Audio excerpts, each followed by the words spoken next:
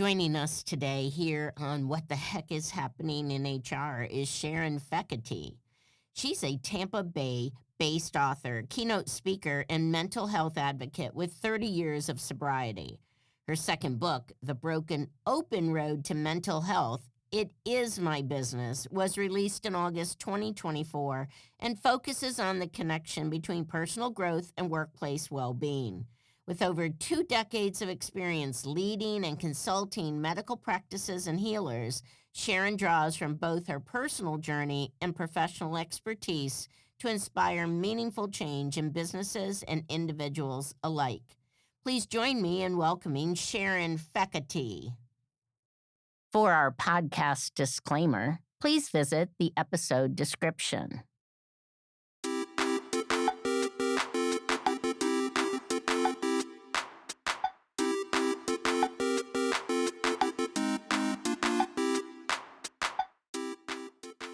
Thanks for coming back to What the Heck is Happening in HR.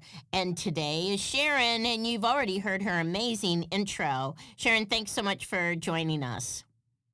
Thank you for having me. So I would love to hear your story. You're so accomplished, and you published books, not just a book and not just a chapter in a book, but you're a successful author on top of using your amazing experience and your personal experiences.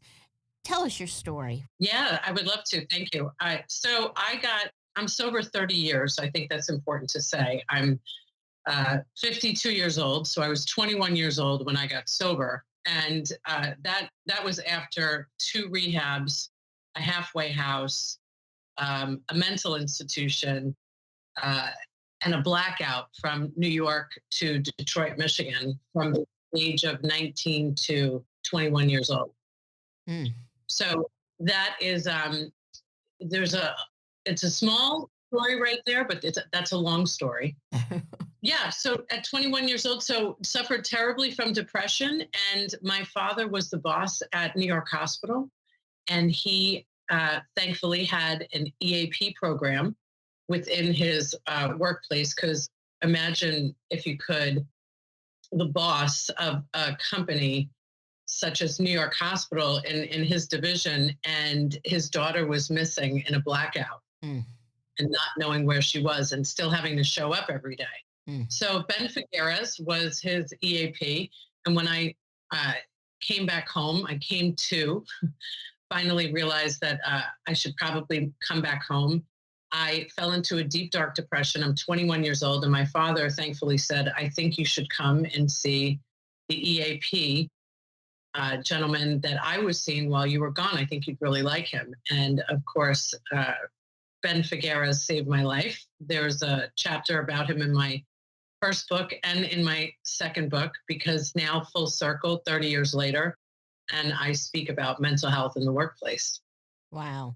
And you shared with me before we came on air the irony of something that happened this morning. Right. I don't think there's many coincidences anymore, because my mother had dropped off just today, not knowing that I was having this interview, a letter dated March 15th, 1995. Dear Miss Drayton, please be advised that Sharon Cuthbert, which is my maiden name, is presently in treatment for chronic depression, receiving both psychotherapy and medication. The issue of readiness for employment has been raised by Ms. Cuthbert. Although she's making progress in her treatment, I recommend a period of at least 6 months before she pursues employment. If you need further information, please don't hesitate to call me. Sincerely, Ben Figueres. Wow. So, wow. yeah, and on top it says the Employee Assistance Program, the address in New York, that I went to every Tuesday. Every Tuesday, I called it Tuesdays with Ben in my first book. And he really helped me through my depression and through my recovery, because he was the only person that was brave enough to ask me if I was having suicidal thoughts. And because he asked me that question, I was able to get the help that I needed. Now, that was 30 plus years ago. And thank goodness I had the supportive family, and I had the support of this beautiful counselor, and there was a great psychiatrist. I was on 20 milligrams of Prozac for 6 months I haven't been on any medication since that time. That's not to say I feel like I'm a walking disclaimer that I have anything against medication. I do think that there is a great opportunity for other resources that are not spoken of as much as I would like them to be. Yeah, and we're going to be lucky to have a second podcast with you to talk about workplace and why the conversation is so important. But I want to go back to your books just for a second and your personal story, and tell me what where did that career end up? I mean, how do you take your situation and then end up where you are today? Because it really helps people understand what do they do with their stories. It helps them understand what are is it just my education or do my experiences count too? And you're a beautiful blend of that. So can you share how you made that transition and what you're doing today specifically? Yeah, so I'll try to make this as short as possible. But it is kind of a long story. Hence the books, right? It's easier to write books, the whole story out there. But I think that most people that have been traumatized, I will speak only for myself, but this has been my experience, or have gone through tremendous adversities in our lives. It's very easy for us to be very driven when we are given second, third, fourth chances, and really at a place of almost death. And there really wasn't much that I wasn't willing to do when I was gifted the grace of sobriety and mental wellness. So I started out. There were a few jobs in between the one that I'm going to talk about now, but I advanced up to director of operations for New York Medical. Mm. I just worked very, very hard. And this was, post 9/11. This was a hard time in New York. And we had 11 offices and 42 satellite offices. And I had doctors that were working from the operations team. So, that was in my 20s, right? So I really got a very advanced understanding of what it's like to work in the medical industry. Mm. And when I left New York Medical and moved here to Florida, I ran a pediatric practice for 8 years. And there was like a real common denominator because I had 200 plus employees that we worked with in New York. And then there were 33 women, four doctors, and a partridge in a pear tree, I like to say. At the pediatric practice that I was at last before I opened my business 10 years ago, the common theme was that, there's just a lot of toxicity. And I'll throw myself into that mix a little bit because I was 25 years sober when I wrote my first book.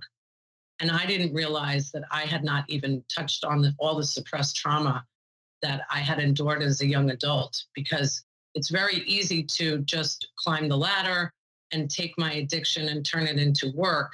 And being the boss, of course, I was treated very well, but that's not to say that everybody else in the organizations that I worked with were treated very well. So I really started to see how I could make an impact in restructuring medical practices, because ultimately that affects patient care. Mhm. And so 10 years ago, I opened the Doctor Whisperer, and I used to consult for physicians, and I would just go in and restructure practices. So that comes with a lot of talking to people about how they're feeling mentally, physically, spiritually. And yeah, and then I realized that, there's a lot more work that needs to be done. So telling my story, because people looked at me back in 2019, before the world blew up. I think, and I mean that like kidding, but not really. Before a global pandemic and there was global trauma, Mhm. I was still realizing that there was so many people that were unhealed. And here I was, they just thought that here's a girl that, has done very well, works with all these physicians, going to every gala known to man. They didn't know that I was once homeless and addicted living in Detroit, Michigan. Mm. So I knew if I told my story of hope, that I would give people a glimmer of what can happen if the right support falls upon you. And then I realized after, of course, none of these things are planned, kind of like this letter showing up my living room before we got on this call today, that, you know, I didn't think I was going to turn my life into now talking about mental health in the workplace. But my goodness, it's necessary. There are a lot of companies that reach out to me. They want me to come and speak, and they don't really even know if they have employee assistance programs, which Mhm. is sad because they're managing the employees. But anyway, that's a very long winded answer to your question because this is a long winded girl. Always No. be afraid of a New Yorker that says, this makes a long story short. Yeah, no, no worries. No, it's a fascinating story. Just tell us, you've got 2 books out now, so tell us the first book, and what's in it. That one I've read. I haven't read the Mhm. second book yet, I will admit to that. So, That's it. but share with the readers that, and then, we'll be looking forward to the next podcast to talk about mental health in the workplace and EAP Yeah. and a bunch of things like that. So give us a little synopsis of the 2 books and who should pick them up. So the first one is the memoir, right? So if somebody wants a good, juicy story of how it all happened, growing up in Long Island, going to private school, having the big Irish Catholic family, mom having 12 brothers, dad having 8 in the family. And the whole story is there, the rehabs, the halfway house, all of that. But at the end of every chapter, of course, I put a business life parallel and a business tip because I love business and I've been in business for a very, very long time. And I love to build businesses and help business owners grow. But, I